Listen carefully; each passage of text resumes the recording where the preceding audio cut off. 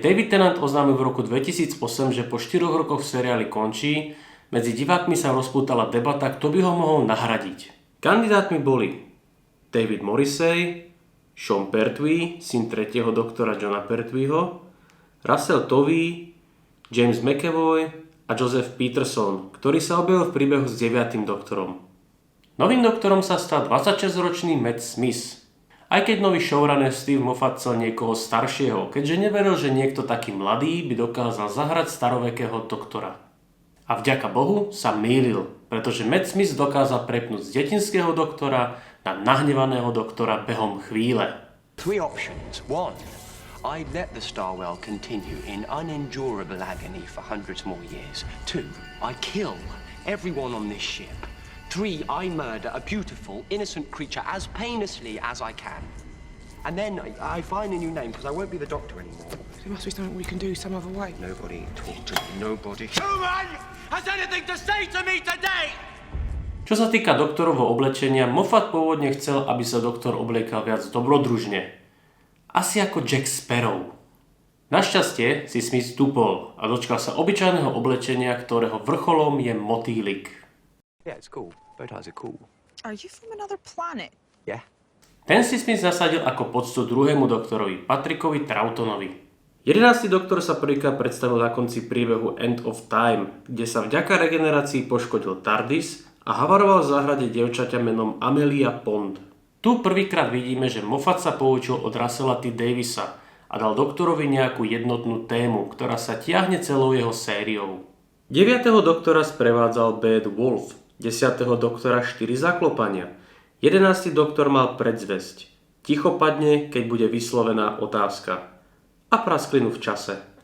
11. doktor nemal ľahký debut. TARDIS zničený a jeho prvý kontakt bol s malým dievčaťom. Napriek tomu sa 11. doktor osvedčil a dokázal, že je rovnako schopný ako 10. doktor.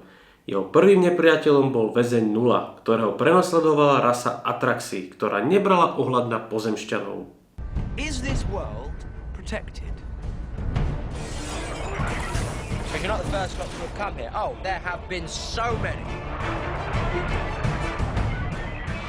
And what you've got to ask is, what happened to them?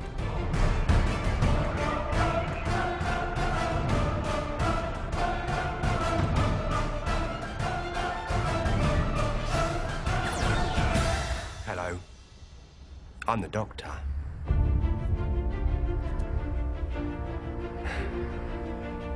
Basically,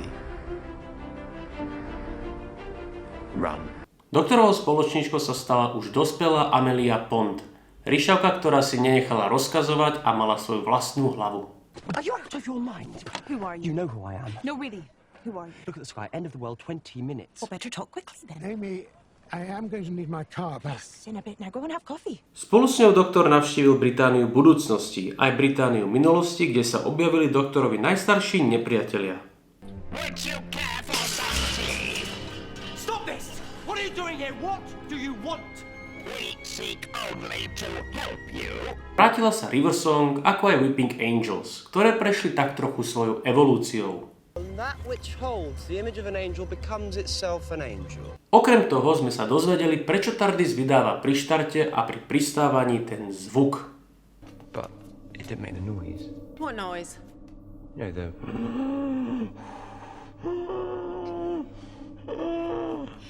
It's not supposed to make that noise. You leave the brakes on. Potom, ako sa Amy pokúsila zviesť doktora, doktor prijal za spoločníka jej budúceho manžela, Roryho, ktorý mal okrem realistického pohľadu na doktora na svedomí aj humorné scénky. This way, you freak! No! This way, you big, stupid, great SpongeBob! The only thing I've seen uglier than you is your mum! Rory a Amy s doktorom narazili na tzv. Dreamlorda, ako aj novodobých Silurianov, čo malo za následok Roryho úmrtie a doktorovo šokujúce odhalenie pôvodu praskliny v čase. Nasledovala jedna z najlepších a najdojímavejších epizód Doctor Who vôbec, keď doktor a Amy navštívili Vincenta van Gogha a ukázali mu, že jeho obrazy ľudia budú naďalej milovať. To my mind, that strange, wild man who roamed the fields of Provence was not only the world's greatest artist, but also one of the greatest men who ever lived.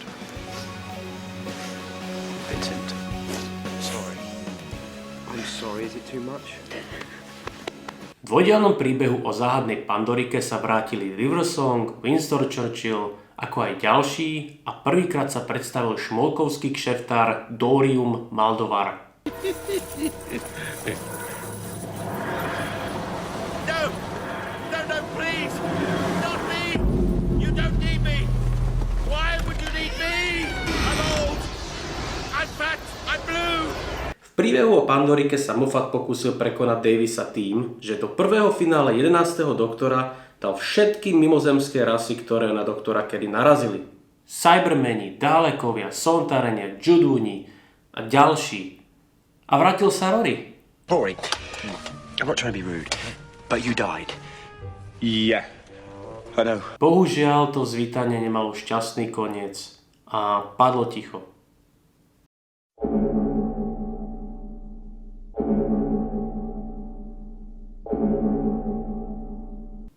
Tak si to zhrnieme.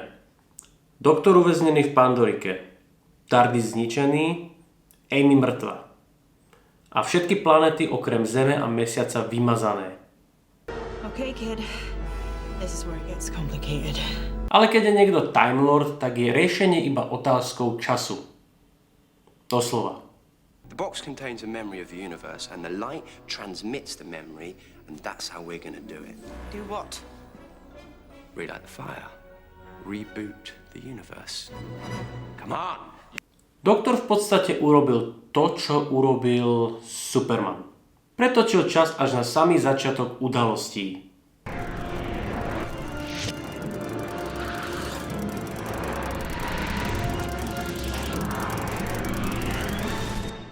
V tomto momente si uvedomíte, že Moffat robí s časom absolútne absurdné veci. Ale nám to pripadá z nejakého dôvodu epické. A to bol iba začiatok. Na začiatku 6. série doktor zomrel a tým sa spustil celý cirkus s tzv. Kovarianovskou ságou. Prvýkrát sa predstavila mimozemská rasa pracujúca pre náboženský rád Silence, ktorá bola rovnako desivá ako Weeping Angels. Táto rasa sa vyznačuje tým, že na ňu zabudnete, keď sa na ňu prestanete pozerať. Počas tohto dobrodružstva stretol doktor prezidenta Nixona, ako aj River Song, ktorej život bol oveľa viac prepojený s doktorovým, než si myslel. A Amy je tehotná. Po tomto metúcom dvojdieli zažil doktor dobrodružstvo s pirátmi a hlavne stretol TARDIS v ženskej podobe. V príbehu nazvanom Doktorova manželka, ktorý napísal Neil Gaiman, bol prvýkrát predstavený koncept, že Time Lordi dokážu počas regenerácie zmeniť svoje pohlavie. Nasledoval výborný príbeh o ľudskosti, v ktorom bol predstavený koncept duplikátov a doktor sa dočkal ďalšieho dvojníka. Hello! Doctor! Cybermans. Do we have time for this? We make time. Moffat sa nezastavil a vďaka tomu sme sa dočkali priemerných aj výborných príbehov. Zistili sme, kto je v skutočnosti River Song. Odhalenie, ktoré nie každého potešilo. Predstavil sa rád bezhlavých mníchov, Madame Vastra, jej milenka Jenny Flint a Sontaran Strax. A prvýkrát sa v seriáli Doctor Who objavil Adolf Hitler. He was going to kill me. Shut up, Hitler. Rory, take Hitler and put him in that cupboard over there. Now, do it. Right. Putting Hitler in the cupboard. Cupboard. Hitler, cupboard. Right. But I am the Führer. Right. In you go. Who are you? Doktor opäť zomrel, ale iba trochu, a nasledovali komornejšie príbehy. Zamerané na strach z neznáma, morálne rozhodnutia a vieru. Plus doktor hovorí rečou bábetok. Personally, he prefers to be called Stormageddon, Dark Lord of all. Sorry, what? That's what he calls himself. How do you know that? I speak baby. Of course you do. A po ďalších Moffatových hrách s časom to skončilo svadbou doktora a River Song. Then you may kiss the bride. I'll make it a good one. You better. Ale koniec 11. doktora sa nezávratne blížil. It's all still waiting for you. The fields of Trenzalore, the fall of the 11th, and the question. Goodbye, Dorian. The first question, the question that must never be answered, hidden in plain sight, the question you've been running from all your life. Doctor Who. Doctor Who. Doctor Who. Začiatok poslednej série 11. doktora predstavil nový druh Dalekov.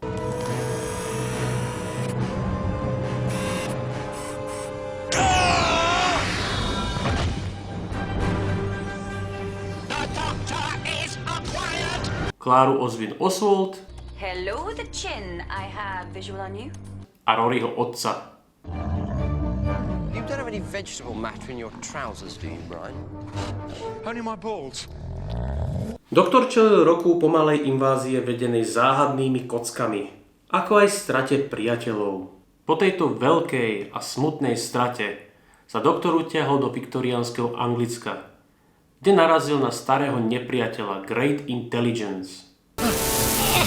Winter is coming. Winter is coming. A opäť stretol Kláru Oswald, ktorá opäť zomrela.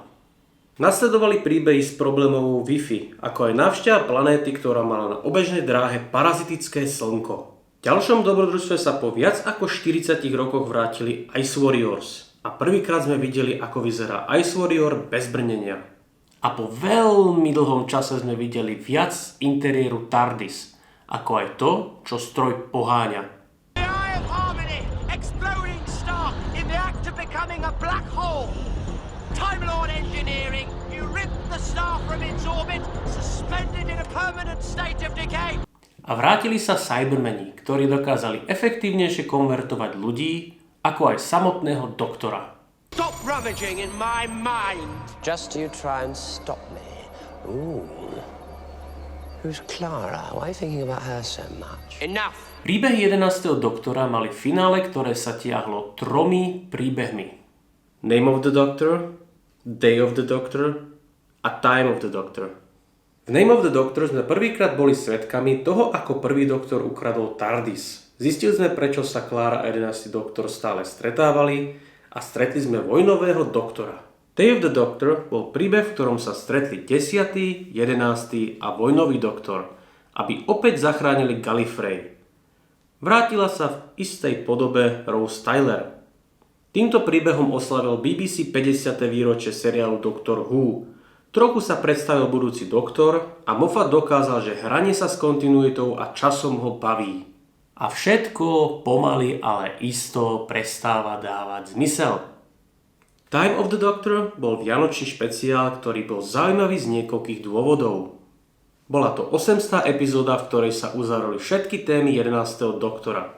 Silence, Prasklený v čase, aj Trenzalore, planéta, na ktorej mal doktor zomrieť. Moffat sa v tomto príbehu opäť utrhol z reťaze. Doktor na planéte Trenzalore strávil 900 rokov a bojoval proti Sontaránom, Weeping Angels, drevenému Cybermanovi a Dalekom. Dôvod na boj bol ten, že za prasklinou v čase sa ukrýva Gallifrey čakajúce na oslobodenie. Ale ak by ich doktor oslobodil, začala by opäť vojna a to nikto nechce. V poslednej chvíli zachráni doktora Clara, ktorá požiada Time Lordov o pomoc.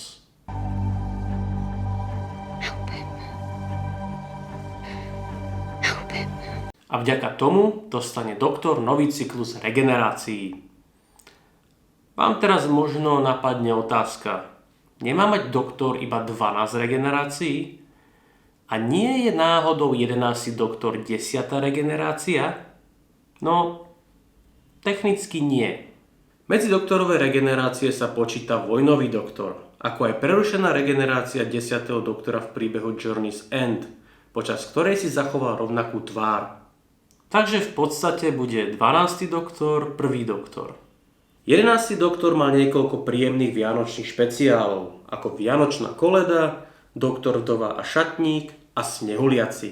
V príbehu 11. doktora si zahosťovali James Corden, Michael Gambon, Imelda Staunton, Warwick Davis, Zoe Wanamaker, John Bradley, Michael Sheen, David Williams Mark Shepard, Bill Nighy, Sir Ian McKellen, Dame Diana Rick, Ian Glenn, Liam Cunningham, Tobias Menzies, Richard E. Grant, Bill Bailey, Robert Webb, David Mitchell a Toby Jones. Na budúce nás čaká 12. ergo prvý doktor. A bude to fakt zlé.